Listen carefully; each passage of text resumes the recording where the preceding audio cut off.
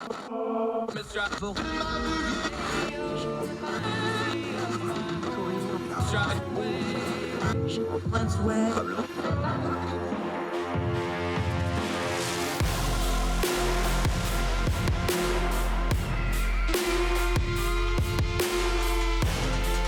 your host, Andrew Donaldson.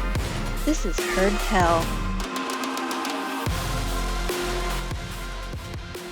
It's Heard Tell Show, Tuesday, January the 4th, 2022. We hope your new year is off to a rollicking start and that you and yours are blessed and healthy and happy and well and taking care of each other.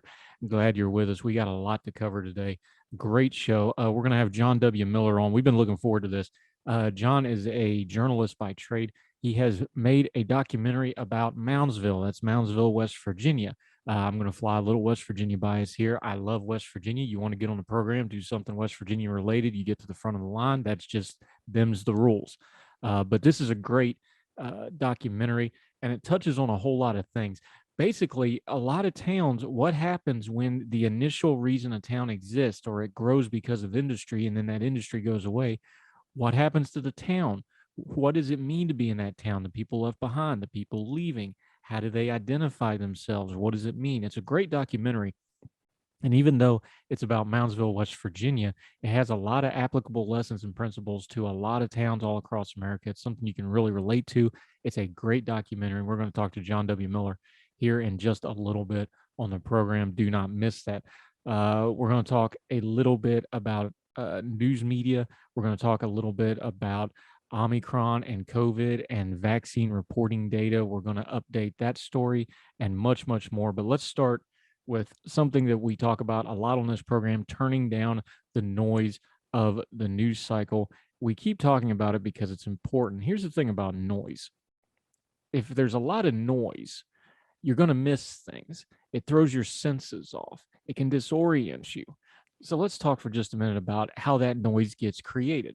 Our buddy Nicholas Grossman, we've had him on Heard Tell podcast before. You can go back and listen to his episode. We'd encourage you to do so. Was dealing online and on the twitter.com. He's at ngrossman81, also a writer at Arc Digital. He was dealing with some of the latest conspiracy theories. And what happened here, of course, is folks were talking about an interview with Dr. Robert Malone from the Joe Rogan podcast, the most popular podcast in the world. And they were talking about mass formation psychosis. Now, let's take a quick side trip for a second. The fact that folks got mass formation psychosis trending by all sending the exact same tweet or variations on the same tweet is irony that is apparently lost to them, and they have no self-awareness whatsoever. But it's just one of those things where folks say something, and if you just take a step back and look, you're like, okay. Moving on, Nicholas Grossman on Twitter, quote, one of the smartest things about the internet is Dana Boyd, that's at Zephora, Zephori on Twitter if you want to follow her, on strategic amplification. Remember that term, strategic amplification. Conspiracy theorists try to hijack it with little used terms because then search engines lead to their content. Here's one upset that the trick isn't working as well. And he mentions an individual who I find to be in bad faith. And I'm not going to mention his name. I'm not going to give him the pub, as we say. Talking about the Google algorithm is clearly broken because of what Nicholas is talking about right here. Anyway, Nick Grossman goes on to say this. Boyd explains the process. Searching with well-used terms leads to mainstream sources. Conspiracy theorists and other misinfo pushers coin new terms or adopt little-used ones. Then even debunking gets people to search for it, leading more to them. What's happening here is we have this thing called search engine optimization. When I'm writing at Ordinary Times, it's something we spend a lot of time on, making sure there's certain words in it so folks can find it and that it trends well on Google and other search engines. It's a tool. It's like anything else. It can be used for good or bad. You can use a shovel to dig a ditch to save your house from the flood, or you can use it to bury the body of somebody you shouldn't kill. Shovel's just a tool. It doesn't care either which way. It's just going to be what you use it for. So in this case, the tool of search engine optimization is being used for ill. They figured out, the conspiracy theorists and the influencers of bad faith, that if you use terms that nobody else is using, it flags the systems, flags the algorithms, it gets more attention, And then because they're not real terms, even the folks that are trying to debunk or fight against them have to use those terms. They'll search those terms, they'll research those terms, and everything leads back to them. It becomes this nice little circle. He quotes, he's referencing Dana Boyd here. So let's just go back in time, 2018, at datasociety.net. It's a Medium publication that she was writing in way back in 2018, and go through her explanation of this, because this is really important. So much of our news media consumption and our information consumption comes through search engines. It's a Google world, and the rest of us are just playing in it. Google can be a great and powerful tool. You can look up anything from the entire depth and breadth of human knowledge with just a couple clicks. Heck, with voice technology, you can just ask it to do it for you. That's amazing power.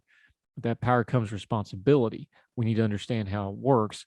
And in this specific case, we need to understand how bad faith actors are working it so that we can turn down the noise, have good information, and then we can fight them by putting out our own good information. So this is what Dana Boyd's writing about strategic amplification. This is very important in understanding how our news media works, because remember, just because you work at CNN or NBC or CBS doesn't mean you're not Googling stories like everybody else, right? Strategic amplification, quoting from this Dana Boyd piece. In the meantime, you face another challenge. If manipulators are trying to use you to help polarize American society, how do you not take the bait? How do you not allow the trust problem to worsen? First, recognize that the rubric in which you decide what to devote time to is not neutral. I don't mean this in a condescending or pejorative sense. I mean, own the fact that what makes something newsworthy is subjective. That's in bold. Write that down. Own the fact that what makes something newsworthy is subjective. It depends on the power of the actors involved. It depends on the norms of your audience. It depends on the implications for specific communities or countries. Many of you have honed muscles to focus on some stories and not others, yet you must also find a hook to make a newsworthy story relevant to your readers. You must navigate business interests alongside the recognition that an exhausted public might prefer junk food. Furthermore, because your organizations, talking about media and content and writers and talking heads and people like me, because your organizations are rooted in an industry and culture of competition, you're under pressure to be attentive to what others have deemed newsworthy. There be dragons everywhere. But like a yogi or Jedi, your challenge is to constantly improve your awareness of the pressures and adversaries you face and evolve your strategy for navigating them. Next, recognize that in the networked era, every organizational and communicative process is exploitable. When journalism was the primary information gatekeepers in society, it was harder for a story to break through without journalists being involved. That was for good and bad. But now, just as algorithmic manipulators have learned to engage in search engine optimization and game Twitter's trending topics, media manipulators have figured out how to trick you into telling their story. Accept this and outsmart them. How do you outsmart them? By not being taken in.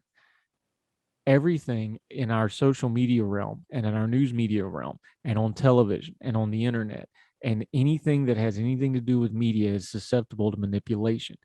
Even a good faith product is still a presented product because the people that presented it are human beings. They have biases, they have agendas, they have business models. Those aren't even bad things. They're not negative things. That's just how the world works. So we need to understand how these things work. And then we need to hold those things accountable, like news media sources, like public institutions, like government information sources. And then when bad faith actors start using the system to their own gains, we'll be able to recognize it. Understand something. It's like the old joke about bank tellers. They don't show them counterfeit money. They just show them the good money over and over and over again. And they get so used to the good money, anything that's counterfeit starts showing up. Well, that's not completely true on how they do it, but there is a point to be made there. If we're holding people accountable to good information and we don't tolerate bad information, more importantly, we don't tolerate bad faith actors that we know are putting out bad information for no good or discernible reason, then we lessen the environment that they have to operate in. We can't control them, but we can shrink the space they can operate in. We can shrink their influence, and we can shrink their ability to fool and sucker people in. Yes, there's a sucker born every minute, and some people are going to believe the lie no matter what. but we can do our own part to lessen the ecosystem and make it a healthier one, which will drive the bad faith actors back to the outer regions of it and the fringes of it where they belong. But it starts with understanding how the system works and how this manipulation works. This is something we were talking about with Todd Kelly on our last show of 2021. It's why I wanted to talk to him about it. What do you do with people that they just want the attention, even negative attention? You can't argue with them in good faith. You can't call them out because even calling them out gives them more attention. This is how it works. Change the ecosystem, deny them the oxygen to function in that ecosystem. Let their learned behavior for doing wicked and evil things make it an unsustainable business model for them and make their audience less. That's all you can do. It's a hard, messy, ugly world out there. And social media just amplifies what the world already is: hard, messy, and ugly. That's part of being a citizen in the year of our Lord 2022. It's part of being in the arena, as we talk about the old Teddy Roosevelt quote. This is how you get bloodied and beat up a little bit, but it's also where the fight is. If all the good people yield social media and news media and all our information sources to the bad people, that's all that'll be left. We can never do that. Let's understand how the manipulation works, not just decrying it. So we can spot it, we can identify it, we can call it out, and then we can start doing something about it a little bit at a time. One Facebook post at a time, one tweet at a time, and one Heard Tell episode at a time. At least we're going to try to. More Heard Tell right after this.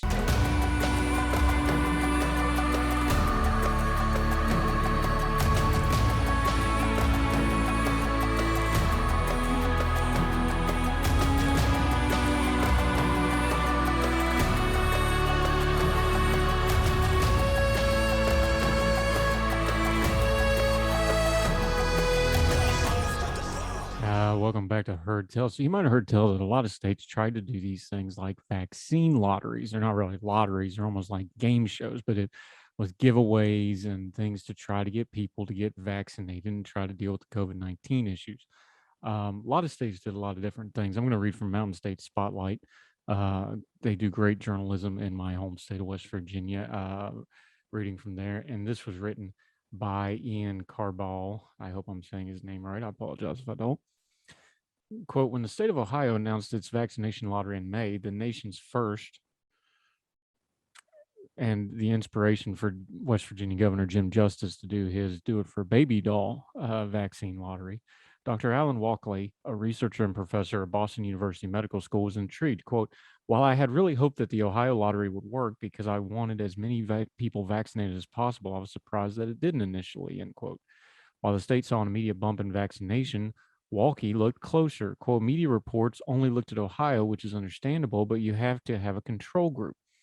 Wally's study, which compared Ohio's vaccination rate before and after the lottery was announced to similar national numbers, found that the bump in vaccinations in Ohio coincided with a bump across the country. The program was announced just as the U.S. Food and Drug Administration cleared vaccines for use in people aged 12 to 16. We concluded that the Ohio lottery, while a good idea and a worthy try, didn't seem to have a large impact on vaccinations, Walkie said. There's also charts to this on mountainstatespotlight.org if you want to go look at the charts and the underlying data, which we always encourage you to do. Always dig into your stories. Don't just read the headlines and blurbs, dig into them. Continuing. In West Virginia, vaccination rates continued to decline even after the lottery was announced, though a small increase around West Virginia Day coincided with a similar national trend. Though over 376,000 people registered for the Do It for Baby Dog lottery, it's unclear how many received a vaccination because of it. Take 74-year-old Ralph Paw, first winner of a luxury truck through the state lottery. He had received his vaccination back in March. Deterred by the taxes he would have to pay on the truck, Paul was unsure if he was going to keep it. Moreover, his wife, Susie, 73, said, I don't think I'll ever be able to step up into that truck, which had doors over a foot off the ground. It's a lifted, customized Ford F-150 is what we're talking about here. Very popular in West Virginia, not so great with elderly people. Back to Mountain State Spotlight. A young couple passing the pause as they were leaving the Capitol grounds congratulating the winner, shouting, nice truck. You want to buy it? Paul replied with a grin. As whether in retrospect implementing a lottery was a mistake, Walkie said, I think states need to try something, I know that they haven't had much of an effect. I would think it would be a mistake to keep doing them in the future. We need to learn from them and move on. With vaccinations growing stagnant across the country, Gandhi warns that governments are increasingly turning towards what she called disincentives. Quote, you can see this new move to make life difficult for those who are unvaccinated, Gandhi said. What I mean by that is restaurants and employers and businesses saying, show me your vaccine card. Ultimately, justice has had much more grim take on what it will take to get people to get vaccinated. The reality is, if this thing gets terribly bad, it will take that for us to awaken to the fact that we absolutely should all be vaccinated. Justice asked during a July 29 press conference referring to the recent spike in cases. I hope and pray it doesn't come to anything like that. The moral of the story, people are still people and people are complicated. You can cajole them, you can even bribe them with lottery stuff. You can do all sorts of things. But I think the important part of this was what Dr. Gandhi said in this piece. Just another talking head, or somebody like an Anthony Fauci, or even the president, or even a governor, is just another expert telling people what to do. That's only going to go so far, no matter how you incentivize things. The much more effective way is for people in their communities to talk to each other, talk to your family, talk to your friends, talk to your neighbors. Make the good healthcare decisions that are best for you and yours, and advocate for the people that you know and you know their situation with knowledge of their life. That's always going to be far more effective, no matter how much money we spend on it. There's fair criticism here. Jim Justice spent something like 11 or $12 million of CARES Act money on this lottery, while other hundreds of millions of those dollars sat until the use or lose date came due. That's a fair criticism. I understand it was a good intention. But like everything else, vaccine lotteries and vaccine promotion by our government, state and local and national, is one more thing where we should be holding our government accountable. And if it doesn't work, we should tell them this isn't working. Please stop spending our money on it, even if it's well intentioned. There's better ways to do things. And like almost all things, the local level, when it comes to convincing people, is where the battle is. And it's also the most effective way to do it. And I don't sell a lot of copy that don't make national headlines, and it sure doesn't get national funding. But over and over and over again, we find it to be the truth. Let's have more government focused on local issues that have local solutions. And one by one, those localities and municipalities and local places can start making the whole of the country better. More Herd Tell right after this.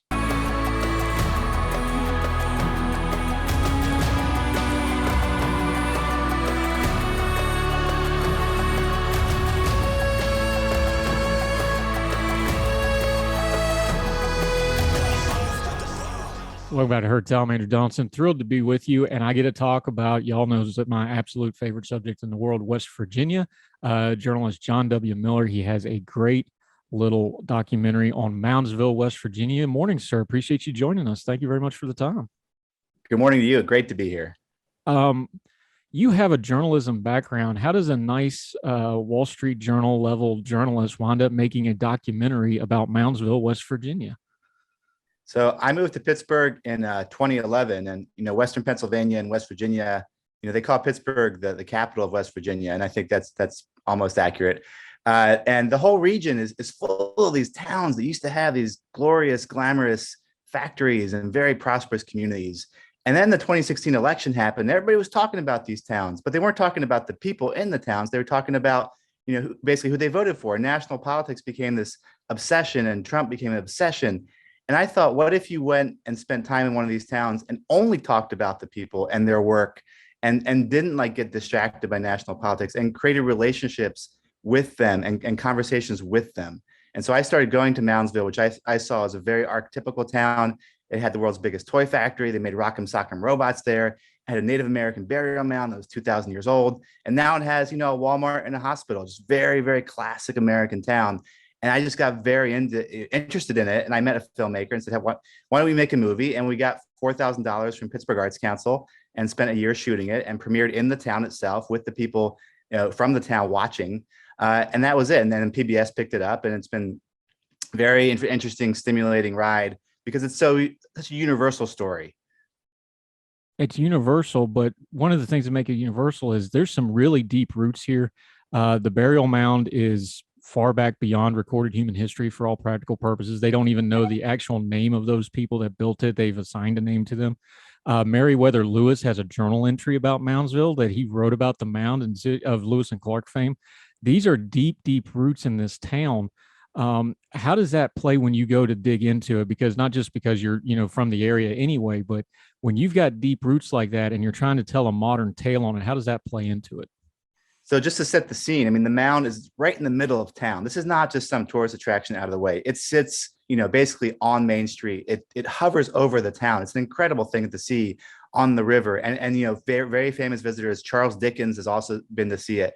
And so it's in everybody's consciousness. And for me, what it does is that it reminds you that civilizations ebb and flow, time goes forward. And what I wanted to do too with this documentary is acknowledge the real grief people have for the 50s and 60s, times when there were more jobs and times where things were better, but also say, time moves forward. And the mound is an ever-present reminder of that. The Adena people that, as you point out, the civilization is unclear.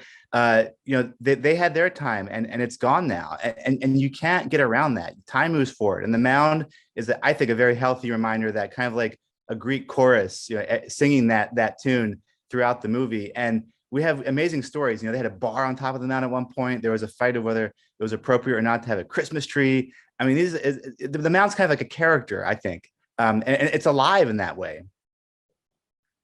And one interesting thing was something that's such a known worldwide tourist attraction, though, is how do the locals see it, though? Because obviously you talked about Charles Dickens saw it, Meriwether Lewis saw it. Anybody that goes there has to see it. What is their perception of it, though? Is it part of their identity, or is it just something they feel like they have to live with, like some other tourist destinations? That's a good question. It is part of their identity, and they're proud of it. They, tourism is how these towns, or one of the ways these towns survive now. And so, not only, I mean, it has an economic benefit, but also, I mean, they all went to see the mound in school. They all know about the Adena people. They're way more schooled in the history of Native America than most people in small towns. Yeah. And then if you're my age and grew up in West Virginia, Moundsville was something that you got told about constantly because the threat was, we're going to send you to Moundsville if you don't sit down and shut up and behave. Because the other thing, and when you talk about the two things that loom over the town from the mound, you're looking right at it, that giant wall, the penitentiary that dominated that town for better part of almost 120 years. So did I say that it was archetypical? I mean, this has one of the most famous tales of incarceration. And that's another thing that is very distinctive about America, is we lock up a lot of people. And this prison was super famous. And it was in movies like Night of the Hunter and Fool's Parade. It closed in 95, by the way. It was seen as inhumane. And it is. I mean, the cells are the size of bathrooms. It was where the last recorded hanging was. There's an electric chair people go see. It's also a big tourist attraction and a huge draw for people who investigate the paranormal. So ghost tourism, as they put it. And I found that fascinating too. What is it with a town when you have, I mean, they're almost like dual pillars because they stand pretty close to each other. You have the mound, you have the penitentiary, but this is really a kind of a typical American town story, because what does a town that is built on industry, and you can talk about the industry of the Ohio River Valley up through there, when the industry goes away, what we're really dealing with here is a people trying to reckon with who their town is, because what it was built around is no longer there, but the people remain. Well, a lot of them leave. I mean, a lot of the people who are more ambitious and have more advanced degrees and can make more money if they go to Pittsburgh or New York, they leave. So these towns have had depopulation. And I think that's a really important factor to reckon with, that you've had depopulation, the towns are aging. And again, this is just reality. So it doesn't do any good to pretend that you have a bunch of healthy young workers who can just fill factory jobs if you build a factory, because it's not true. So these towns have to struggle. And part of my point too is that it's not hell. Like, there's still income, there's still some work. I mean, working at Walmart is not as good as working at the factory, but it's still a job. And you can carve out a good life for yourself if you work hard. And there's sort of that nuance there, that like some people have very fulfilling lives in places like this, and they're happy, and they're not like wallowing in misery and on opioids. Like most people in Appalachia are not hooked on opioids. And so I know that story is important too. And the opioid story and the drugs and all that stuff's important too, but it's not the only story. And so I wanted to tell basically the rest of the story about what people are actually doing. So in our movie, we have, for example, a factory that makes kitchen cabinets, and that employs 15 people. Okay, it's not a huge factory, but it's still a thriving business that sells kitchen cabinets for people all over Appalachia. It employs a lot of robots, as manufacturers do now. And there's a lot of companies like this scattered throughout the region. And I think they deserve, their sort of place in the economic story too. It's not just the Walmart. It's not just the hospital. There are businesses, but it also is the Walmart. And it also is the hospital. And those places, they have their own challenges. Like they don't pay enough, frankly. And so that's important to say too. Yeah, we're talking to John W. Miller. He has a wonderful documentary, Moundsville. You can find it at moundsville.org. It also stream on PBS and your local PBS stations. Talk about that real quick, though, because you really focus on the people. There's a million ways to make a documentary. Documentary filmmaking is having a real renaissance right now. There's a million ways to do it. We all grew up with, the Ken Burns, the zoom and pan kind of stuff. You kept this simple. There was a lot of just straight to camera, the people talking. And I find that although it's a simple method, it's a very powerful method because it's just them telling their own stories in their own words, and you have to pay attention to it. And also, there's no outside experts in the film. Everybody in the film lived in Moundsville. Only two people didn't. One is somebody who left, Tracy, the drummer, and then Mark Harshman, who's the West Virginia poet laureate. He lives nearby in Wheeling. He lived in Moundsville for a long time, though. So you could say it's a talking head documentary, but I think it's richer than that because, like you said, it's everybody in the movie is from the town. And anytime we make like a bigger point, like a point about society or capitalism, it's always somebody who's just an ordinary person making a shrewd observation based on their lived experience. It's not, not to dismiss academics, but it's not like somebody in an ivory tower looking from afar saying, well, this happened. No, these people they lived through losing their jobs. They lived through factories closing. They lived through these big forces we talk about, like capitalism and global trade. Like they saw its impact in their own lives. Yeah, and I find it very effective. We're talking Moundsville. We're talking about the Moundsville documentary with John W. Miller on Heard Tell, and we'll continue this conversation right after this.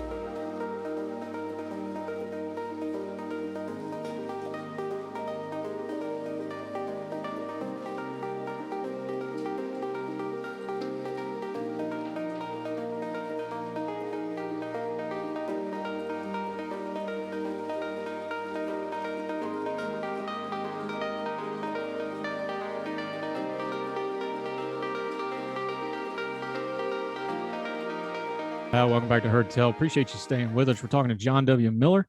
We're talking about Moundsville, West Virginia, and a wonderful documentary about a town that's like a lot of other towns.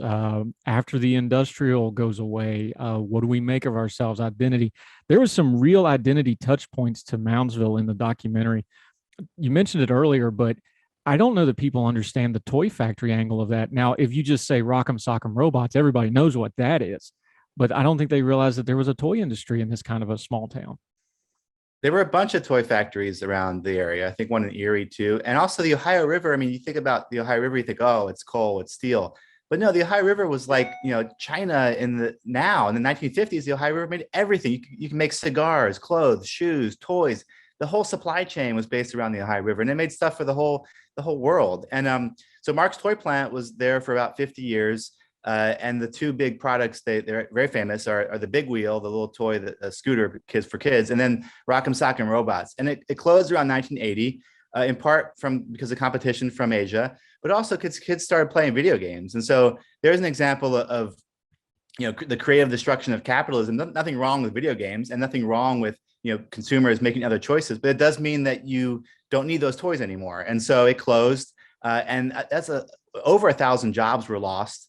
And not just people in factories, but designers and artists. And so you talk about like the brain drain and depopulation. What's been lost is also a lot of creative capital and people who paid for local theater, people who paid to go to concerts. So then this whole economy of creativity and art was impoverished when a place like Mark's Toys closed. And that's a big deal too. Yeah. And you mentioned it a minute ago, talking about the cabinet factory. It doesn't sound like, you mentioned it, 15 jobs doesn't sound like a lot of jobs.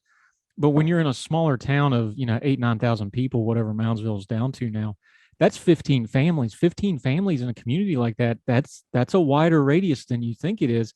Is some of it just kind of retooling and going like, yeah, a small business of 10 or 15 people doesn't sound like a lot, but you start getting 3 or 4 of those things, you really do have a base of industry and a base of support for a town and a community again. It's true because they'll have suppliers, and then a lot of it's robots now, automation, and so again, that's nobody's fault. That's just the way technology and progress goes. So they will have higher profits per person and make more money and buy from local suppliers. So you're right. No, there is a network effect of companies like that.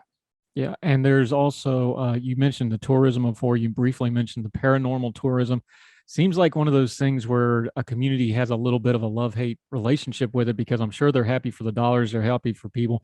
I love the gentleman that was just driving around town, just pointing out restaurants and things like this. He tickled me to death. But that's sort of a kind of the modern push-pull on some of this stuff. It's like, yeah, we need the money, but do we really want to be known as the ghost place, and do we really want to be known as the penitentiary town and this sort of thing, isn't it? I'm sure there are people who are skeptical, but and you can't beat the revenue from tourism, because it requires minimal capital investment, and then you stimulate the economy in a lot of ways. Restaurants, stores all benefit from tourism. I think it's $3 million a year now, the impact of tourism on Moundsville. And by the way, the first thing that really caught my eye when I went there was I saw a sign that said paranormal hot dog stand. And I thought, what is this? And I went in there and I met Steve Hummel. And Steve, he had wanted to be a Navy SEAL. That hadn't worked out. He had opened a gym. That hadn't worked out. He'd opened a hot dog stand. That wasn't working out. And so then he put some ghost stuff in there and called it a paranormal hot dog stand. And that was working. And so I thought, wow, this guy is such a hustler. And he's so, courageous, and he wants to stay in his town. He's not giving up. And it might look crazy to you, but he's doing what he has to do to feed himself and feed his family. And I really admired that. I thought, wow, old days, that guy had a factory job. He didn't have to hustle. Well, look at him now. Like, he has to be so creative and so, have so much, energy, and he's writing, that guy's writing books and doing art now. I mean, that kind of hustle, I think, is also the story now in towns like that. And those people are not often talked about. Yeah, and kind of semi-related to that, there was several people, younger people in this documentary who talked about another issue that is really big all over. They talked about higher education or the lack thereof. We had the tour guide at the penitentiary where you just flat out asked him, like, what's your education level? And he explained it. And I thought his answer was really, really interesting and kind of telling in a lot of ways.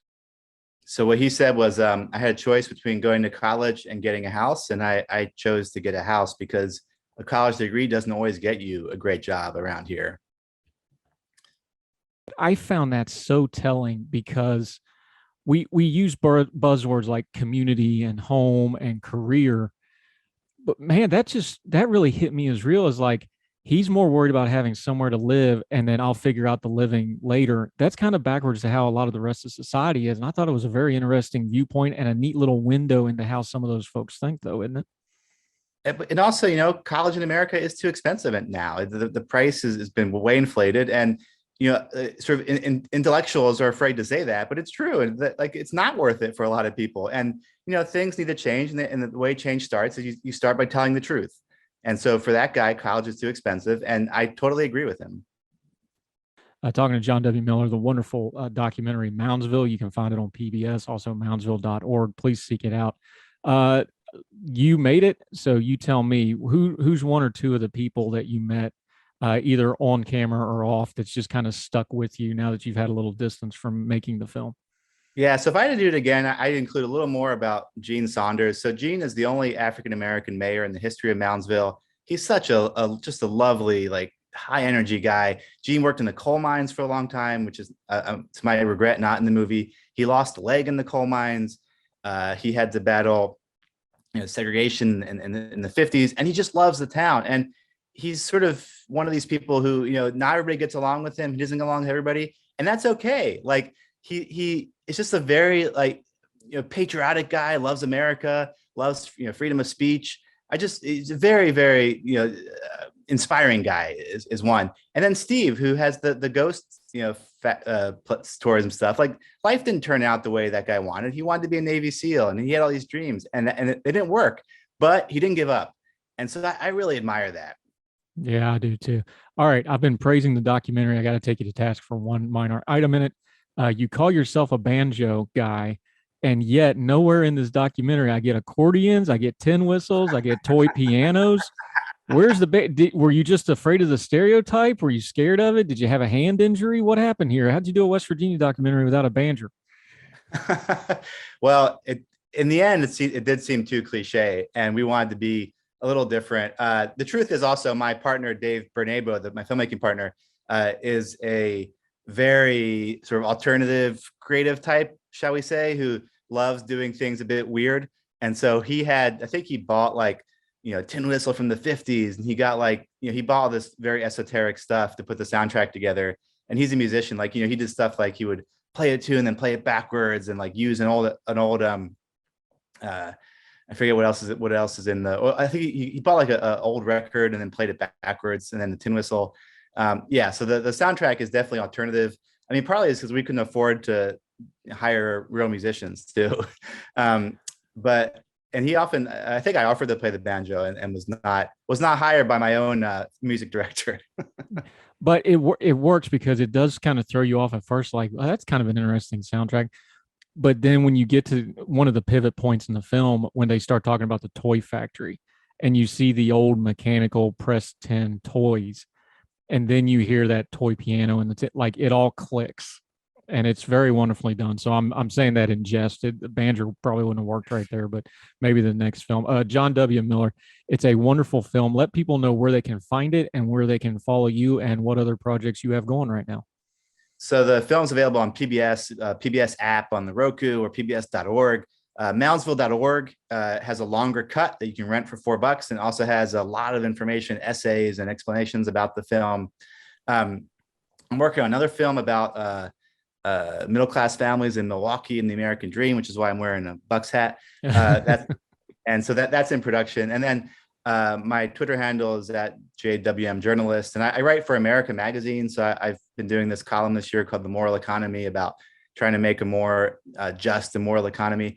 And then I write for magazines and freelance, and write stuff for Moundsville.org too, which this year will have over 100,000 views to my surprise. So I've kept that. I started to promote the film, but it's turned into its own little independent magazine. So that's the beauty too of, self-publishing now. You can do it basically with no cost. I don't make any money off Moundsville.org, but I love doing it. I love the conversations. I love being part of this, trying to think a little more, humanely and intelligently about Appalachia. Yeah, I love it. I appreciate the voice, because as somebody who's a very proud West Virginia doing more national kind of media, I always have it in the back of my mind that you got to kind of represent. So I appreciate it greatly. It's a great film. I hope people check it out, and I look forward to what you're doing in the future. John W. Miller, it's great stuff. Thank you very much for the time today, sir. I appreciate you. So great to be here. Have a happy new year. Yeah, happy new year to you, my friend. Thank you very much.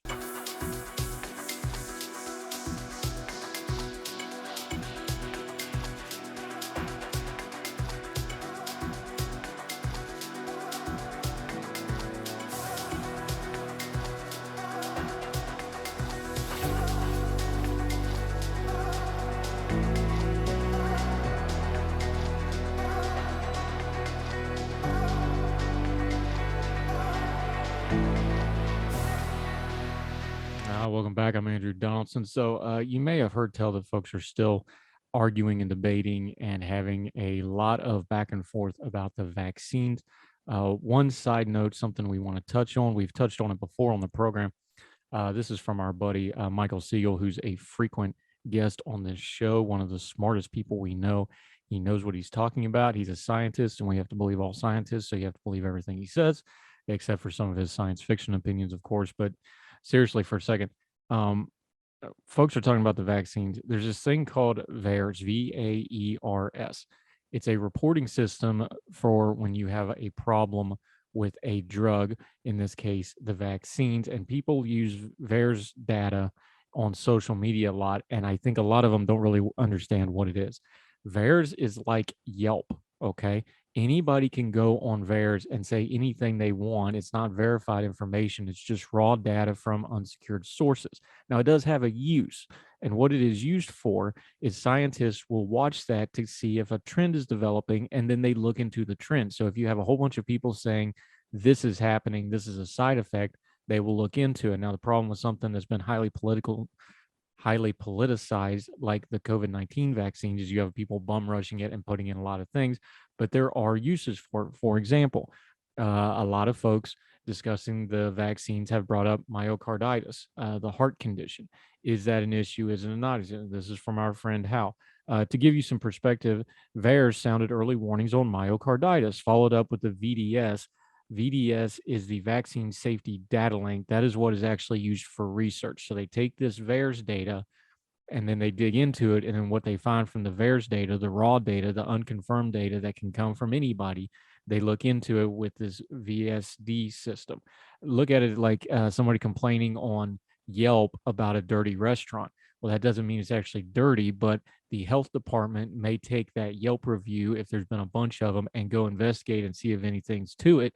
Maybe it's something personal somebody had, or a disgruntled employee, or whatever the case may be, and it's not true, or it is true, then the health department would take action through official channels. Understand the difference? That's not a perfect comparison, but that's basically what's going on here. Anyway, back to Michael.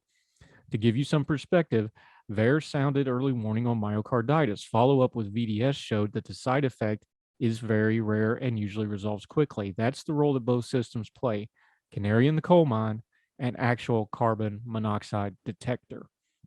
It's important that we understand how these systems work. Just because it has a fancy acronym and has data you like doesn't mean you need to start smashing send on it without looking into it.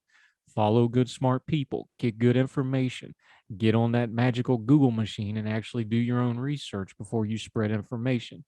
VAERS has a use. We're not saying it's useless, but like a lot of things, it can be bad for you. It's like the great Vin Scully says, statistics are used much like a drunk uses a lamppost, for support, not illumination. Make sure we're spreading illumination and good information, all part of what we need to do to turn down the noise of the news cycle and use good information to discern our times. More Heard Tell right after this.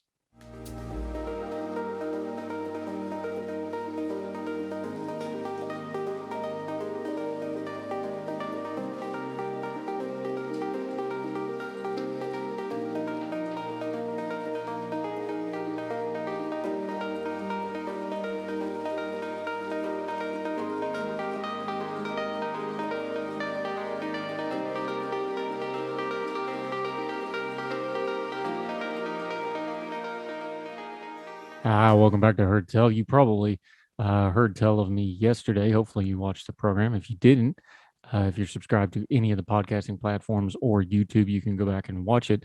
I said we don't do New Year's resolutions. I'm just not going to do them. I don't like to disappoint myself and add another name to the list of people that I've disappointed. I don't do New Year's resolutions. I've given up on them. Writing in the Atlantic, Faith Hill, no, not that one. Associate editor of the Atlantic, Faith Hill, has a piece called "Don't Make Resolutions," and I think she has some interesting points here. Quote, "Believe me, I've tried every trick in the book. Psychologists, business people, and motivational coaches offer endless, sometimes conflicting advice. Set bite-sized goals that you can realistically accomplish. Set difficult goals that stimulate you with a challenge. Make your goals easy to measure. Seek meaningful well-being rather than shallow self-improvement. Oh, here's a good one. Avoid temptation." How's that working out for you? Visualize success. Word salad. Congratulate yourself for progress. Don't give up if you're lagging. Yet, according to research, New Year's resolutions aren't likely to work. Lisa Ordonez, the dean of UC San Diego's management school, told me that the most goals get abandoned about a month into the year. For the past few years, the fitness app company Strava has shared the day in January its users were most likely to give up on their exercise targets, what it cruelly deems Quitter's Day. That's in air quotes. In a 2018 YouGov poll, only 6% of people who made a resolution were fully able to meet it. You might figure out that declaring resolutions don't hurt, even if you don't complete them. Again, we're reading Faith Hill in The Atlantic. But that's not necessarily true. The very act of goal setting can undermine results if it feels like homework. One study that directed people to practice flossing, yoga, origami making found that focusing on desired results actually predicated lower achievement. If goals are too narrow or too challenging or too many people are attempted at once, they can obscure the bigger picture or lead people to focus disproportionately on short term gains. Getting goals just right is hard. Thus, Ordonez's paper, Goals Gone Wild, advises businesses to think of goal setting as quote, a prescription strength medication that requires careful dosing, consideration of harmful side effects, and close supervision. As she told me that she thinks similar principles can apply to New Year's resolutions. Spend too much energy on them, they can distract from other tasks and from your relationships. Feeling like you're failing to meet them can lead you to giving up entirely. That's from Faith Hill in the Atlantic, writing about New Year's resolutions, which I'm fine if you want to do them, but I'm against them, as we would say back home. I love this quote. You need to write this down, put it on your refrigerator. Goals are, quote, a prescription strength medication that requires careful dosing, consideration of harmful side effects, and close supervision. As in all things, folks, moderation. One of the reasons we talk about turning down the noise here, why we talk to a vast variety of people from across the spectrum of ideas and viewpoints. Perspective's important. If you focus down on one thing, you get tunnel vision, then you can lose your place not only in the world, but in yourself. Goals are great things, but anything can become destructive if it's not well managed. This is a great piece in the Atlantic from Faith Hill. I encourage you to seek it out. No, not that Faith Hill. This is the writer, an excellent writer, by the way. Seek it out. That'll do it for Heard Tell today. We're so thrilled that you're joining us. 2 strong shows to start the year. We're working really hard to bring you the best we can in turning down the noise of the news cycle and getting the information that matters so that we can discern our time. Our time on this earth is precious, as we've all seen, and we want to make sure we're using it and seeing things clearly and trying to do a little bit of good with it. However you're watching and or listening to the program, if you could leave a comment and a rating, that would be great. Make sure you subscribe on all those platforms. You really want to do us a solid, share us on your social media. Let people know where to find us, either on the YouTube channel or any of the podcasting platforms, iTunes, Spotify, Heard Tell. We're even on some overseas ones that I can't even pronounce, but we're on there. So if you want to listen to us in Germany or India or wherever you may be, have at it. We're there. Just put in Heard Tell, put in my name, Andrew Donaldson, should come right up. You got a smart speaker. Just tell Alexis or Siri or whoever to play you Heard Tell. It should pull you right up. We'd love to hear from you. Social media, at Heard Tell Show on the Twitter, heardtellshow@gmail.com. If you want to send us an email, we'll read it. Might even read it on the show. Love to hear from you. Love to interact with you. Most of all, thank you for helping us start out 2022 strong. The feedback was great, and we're looking forward to all the things we're going to do in the coming year. We hope it's a blessed year wherever you and yours are across the street or around the world. We hope you are well. We hope you're well fed, and we'll talk to you tomorrow on Heard Tell. All the music on Heard Tell is provided under a Creative Content license from monstercat.com.